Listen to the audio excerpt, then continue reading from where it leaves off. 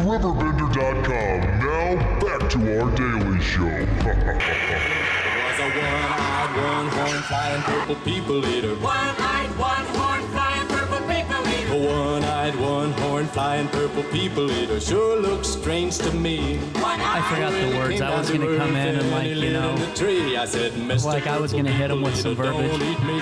I heard him say, Maybe next time have to practice. Maybe next time. was a one-eyed, one-horn. I was ready to drop some knowledge on these people today, Lacy McDonald. Good morning. Happy Wednesday to you, 10-11.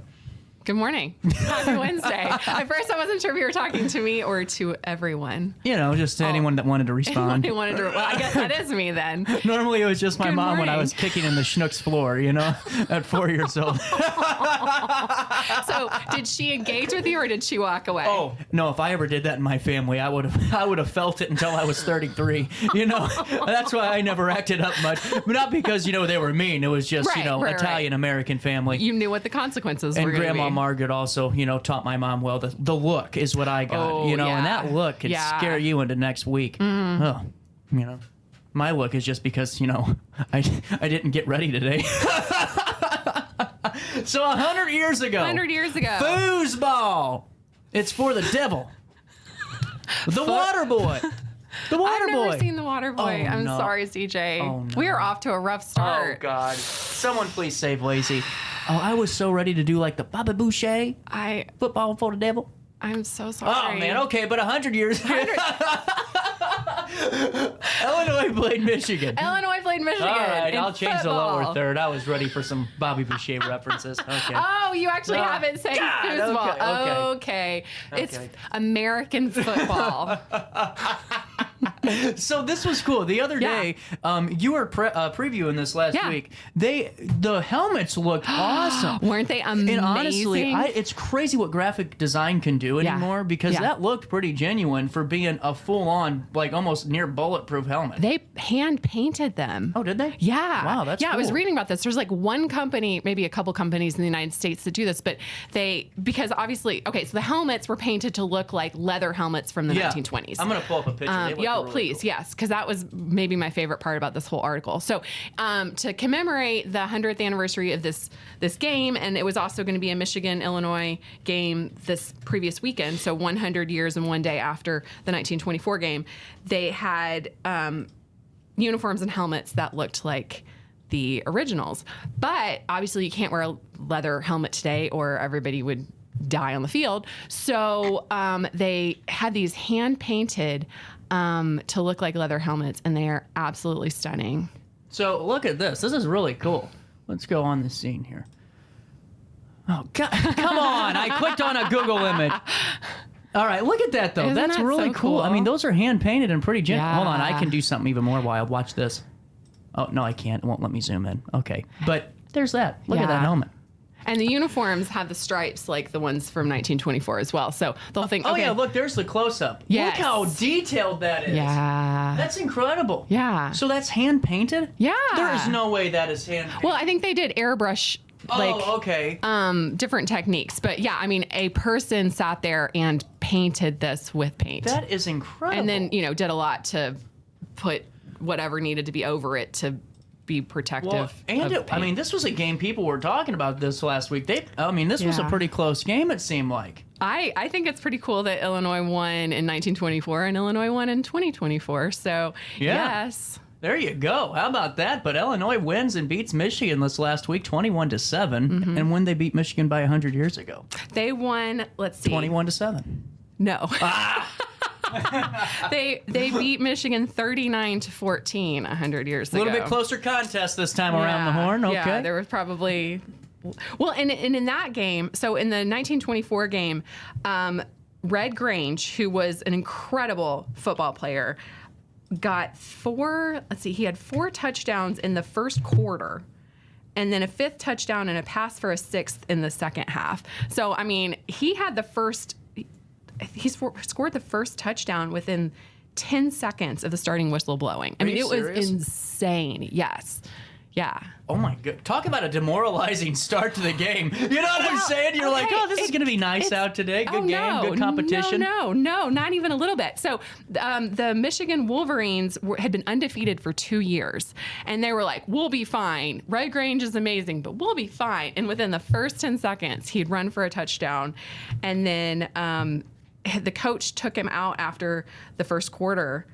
Actually, before the first quarter even ended, because he was exhausted from his 4 touchdowns. And then when he came back out in the second half and kept dominating. So we're going to do this. Okay. We're going to come back and talk about the 100 years ago game. Okay. Because there was a pretty strong following that caravanned up. Yes. And made it to Michigan on train, I'm assuming. Illinois. They went to Springfield. Urbana. So they yes. went on a train, I would guess.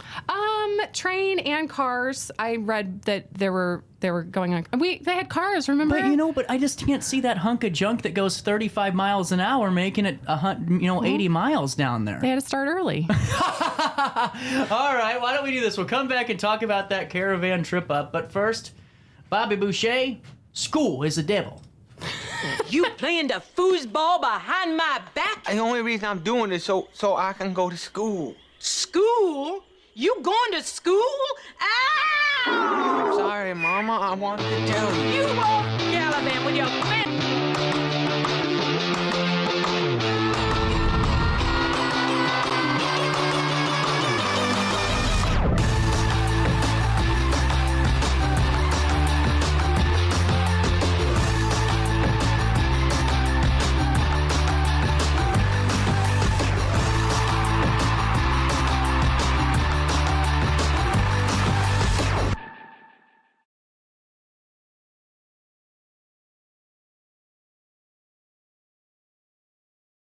I set the thermostat so my house would be warm when I got home from work, but the kitchen is still cool.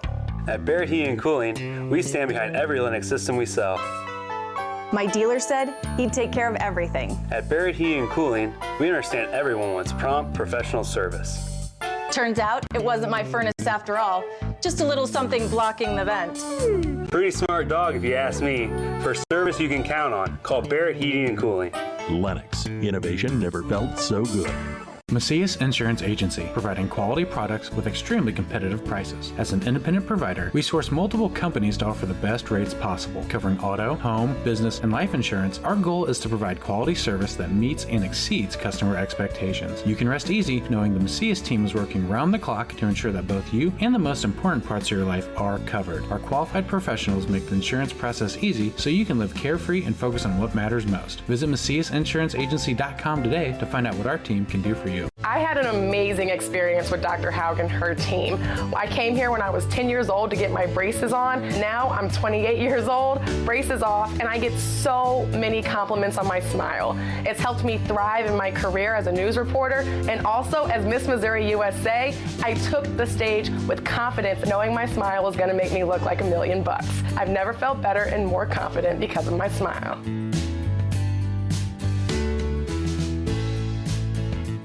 You won't find a better health club than Nautilus Fitness Center. More cardio, more free weights and equipment, more classes, a swimming pool, and more. If you're serious about your health and want to make a change, then stop thinking about it and visit Nautilus Fitness Center on Industrial Drive in Alton. Don't fall for the hype you get from the other health clubs. Nautilus is the Riverbend's premier health club. Has been for years and will be for years to come. Get to Nautilus Fitness Center and get started on a healthier new you. Welcome back to our daily show on RiverBender.com.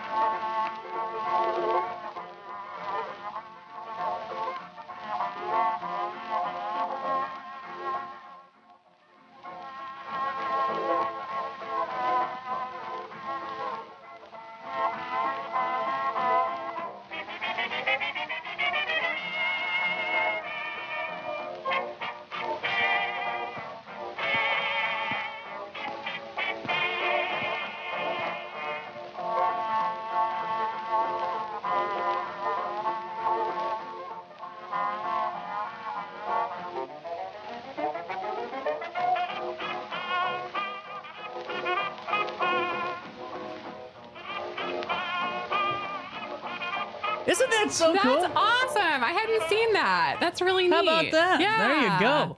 So all I want to point out is, number one, how brutally awful it would have been to be one of the 67,000 people that are at this game. Well, yeah, but they didn't know about like high definition. That's TV. true. If you don't know, you aren't missing out. Yeah, like they were there for the camaraderie and the high up air. So we were talking before we started talking now, and do you think they paid money to go watch it? Like this was a movie, like a Nickelodeon? The movie later. Yeah. I'm gonna have to look into that because I don't know. I think it'd be great though if there was a clip of like a coach like just berating a referee, and then like the subtitle is a coach is politely having a conversation now and saying, "Sir, I don't agree with you." Right, like it's just so different from what you're seeing. So I really love this story you did because 500 Altonians went up here. But imagine though, I mean, in today's world, if you buy a ticket to a sporting event, you're a sucker. Unless you're sitting in the green seats, because unless you're going for the experience with your family and friends and you want to go. But if you're going to watch a game and you're paying for that seat just to see the game, no, 4K. Ask CJ how he feels about sporting events. But you can also, if you're going with your family like these folks were doing, it's an atmosphere, so you're going for that. And that's something that a good quality television can't give you. That is true. How about that? So why were 500 Altonians going up to this? Okay, so there were a couple of things going on with this game. What? Is it up to Springfield? Urbana-Champaign. Or Champaign. So yes. Okay. Up. I don't know. I get called out all the time for saying we're going down somewhere, or we're going, or I'll say we're going up to Jerseyville, and they're like, yeah. Or I say we're going down to Jerseyville. Oh, okay. And they go, we aren't going. Right? We aren't going down to Jersey. Okay. You're going up to Jerseyville. Yeah. Yeah, I get it. Right. The You're gotchas using of down the world. colloquially. So why did we go? Okay, so this weekend was also homecoming weekend. So a lot of people were going because of that. It was the dedication of the Illinois Memorial Stadium. So a lot of people were going for that. Big deal. Big deal. And this was also a big game because Illinois had Red Grange and Michigan hadn't lost in 2 years. So they knew it was going to be a good game. And then you also have the homecoming and the dedication. And so 500 Altonians went. There were 67,000 people there, but there were 500 people from Alton. And that included John E. McWhirter, who was the Alton High School coach, several members of the Alton High football team, Frank Garrettson, who was the coach at Western Military Academy, and then from what I could tell, the entire Shirtlift College Pioneers football team and the Shirtlift director of athletics, William Grant, also attended. And they actually had a game on Friday. I think that they had a game on Friday, and they planned it, like it was scheduled, and then they moved it earlier so everybody could get up to Urbana-Champaign before the game on Saturday. For all of you Milliken folks out there, John McWhirter was also a Hall of Famer at Milliken University. Okay, How about there we that? go. Look at that, some add-ons from CJ today. Don't expect it anymore. You did the film. Oh, I and did it all. that. You're what I'm doing for the this star segment. of the show today. This is great. We're in trouble if that's the case.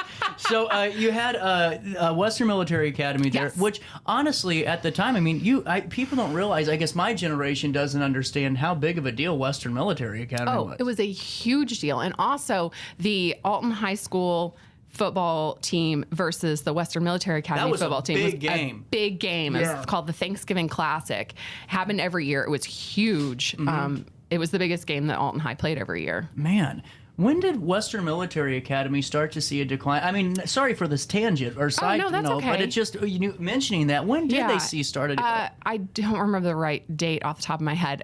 CB Jackson or Bo Jackson would have it. But the 1970s are when it closed and was sold to Mississippi Valley Christian School. Like that's the campus. Gotcha. So, but it was around from the 1800s until then. It's the traditional Altonian to me still calling it Western Military Academy and not real. You know what I'm saying? Even though I've coached kids that go to that school and all of that, and they have a wonderful program. They're getting back to it. They're getting numbers, they said, too. Well, and the buildings and stuff, not all the buildings are still there, but you can still get a real sense of the Western Military campus when you're there. And there's there's a history display right in front. So the fountain. There's a fountain right there, too. You know that fountain? Yeah. I had to clean that fountain out one time. It was frozen, and my Uncle Stacy and I had to go up there. And I'm telling you what, that poor guy, it was colder than all get out. And he still had that machine in there running, trying to clean out those trips. Man. Man, with that being said, the Shirtlift College Pioneers football team and director of athletics was also in attendance.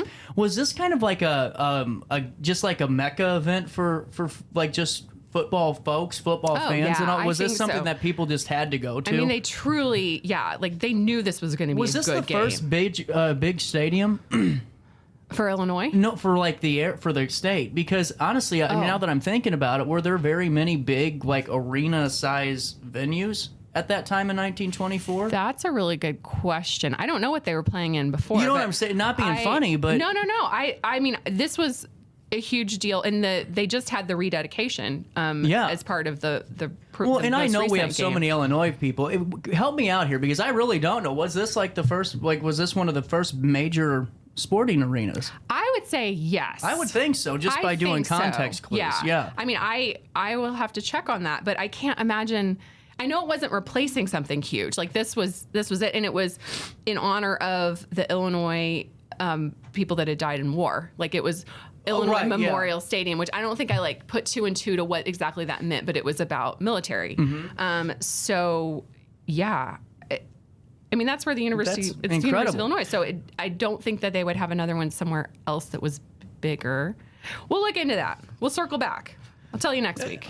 Stay tuned. Alrighty. Okay. So the game, the Wolverines hadn't lost a game in 2 years. This is the importance of this one, because I mean, the Michigan Wolverines were the powerhouse of football. Yeah. So they hadn't lost. But they had that old Red Grange who you guys saw on the screen, the galloping ghost of the gridiron.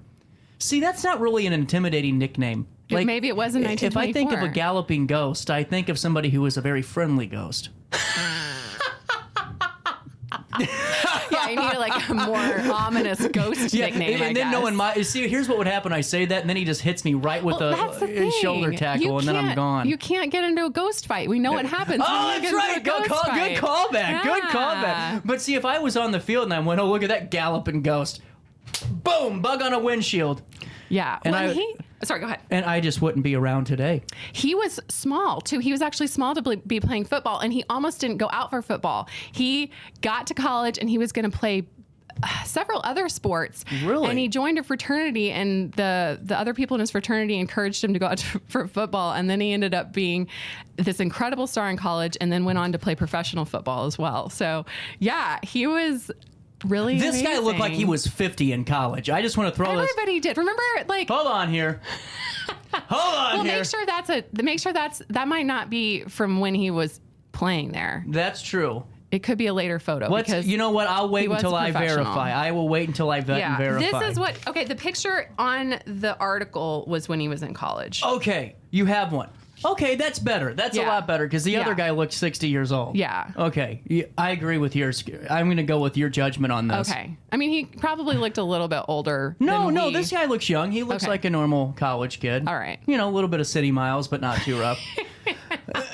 So he had but this is where I think is really fascinating. Okay. So you were writing about this, and, he grabs the ball on the 5-yard line, runs down 95 yards for a touchdown, happens less than 10 seconds into the game. Yeah. And then he just goes nuts for the first quarter. Right. And then sits out this. Was he done the rest of the game, or did he get hurt? No, he didn't get hurt. He was just exhausted. I need a rest, coach. Yeah. So what a player. Right. He got 4 touchdowns in the first quarter. And then before the first quarter was even over, he was so tired that the coach took him out. And then in the second half, so I don't know what part of the second half, but in the second half, he went back in, got another touchdown himself, and then passed for the 6th touchdown. Is this considered one of the best single-handed performances of a player? Is that what they hailed it as? Do you want to hear the poem? Yeah, that was written? This is what I think fascinating. Like today, like to pay homage, to show respect, you just put out a nice tweet. And back in 1924, you were writing poems in the New York Tribune. Yes. That's amazing. What's the poem? Oh, I love this. Okay, so following the game, sports writer Grantland Rice wrote a poem for the New York Tribune, and this was published in other newspapers all over the country. So it was originally in the New York Tribune, but it said, Red Grange of Illinois was the title. A streak of fire, a breath of flame, eluding all who reach and clutch. A gray ghost thrown into the game that rival hands may never touch. A rubber-bounding, blasting soul whose destination is the goal. start snapping. Ah, called it. Here we go. So 100 years and 100 years and what's 9 plus 5? 100 years and 5 days since Red Granger's historic performance. I am not a mather against the University of Michigan. The Illini wore their 1920s themed uniforms, and they had a pretty good performance on. Oh yeah, Saturday. and that was just one. It was 100 years and 1 day was their game against. Yeah, that's what I found was Isn't that fascinating so cool? on that too. What did you learn about this whenever you were writing? Anything? You know, like not being funny, but I learned about football. Okay, so it was actually, this is the easiest article I've ever written because I found an article that talked about how a bunch of Altonians were going to the game. And I had no idea that this was an important game beyond just they put it in the newspaper that a bunch of people were going to go. So I was like, oh, well, that's interesting. And then I started looking into it more and more, and it was just this phenomenal experience, and learning about Red Grange was really, really cool. I didn't know when the stadium was built and dedicated, and I actually went to grad school at University of Illinois. So that's cool, though. That's fascinating. Yeah, so it was like I got this personal connection, and so it was just really fun because it was so interesting, and I didn't have to try to put things together. It just wrote itself. And then also the fact that we were about to have this 100-year anniversary game, and I'm obsessed with the historic uniforms. I just think that's so cool. So it was just really, I learned a lot, and it was also just really fun. That's really cool. What are you writing about this week?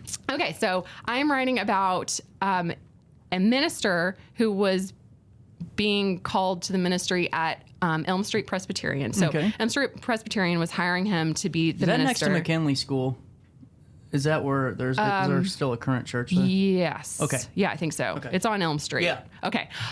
So it was late October, and they had decided that this is who they wanted to be their next minister. But he lived in Toledo, Ohio, he and his family. And so he accepted the job, essentially, but said, we don't want to leave yet, because if we leave now, we lose our ability to vote because we've missed the registration period. Yep. So he and his family stayed in Ohio until after the election, and then came the next week to Alton. But I just thought that was really cool because Elm Street Presbyterian said, okay, great, we'll see you in a couple weeks.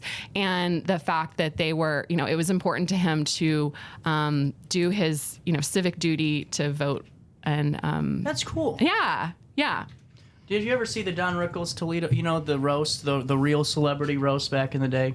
Oh, okay. So I don't really like roasts because I don't like it when people are mean to each other. Even when it's in fun, it just makes me very uncomfortable. But the Craft Friars Club roast, when they had all the nice ties on and they're all standing around in the 60s and 70s, the Friars Club. I've heard of it. Okay, Don Rickles had a great line because he goes, Steubenville, Ohio, lunch, and all that, because Dean Martin's from there and starts making fun of where they're from. Oh, okay. Yeah, not the new ones. Those ones are just grotesque. They are gross. Yeah. Okay, actually, I feel like some of them could be charged after they leave the stage on these new Comedy Central roasts. But back in the day, they had some very funny jokes. Okay, I'll have to go back and watch that. So I'm really excited to hear about your next piece, and always love your insights on the show, as always. And we'll take a quick break. We'll come back with more after this.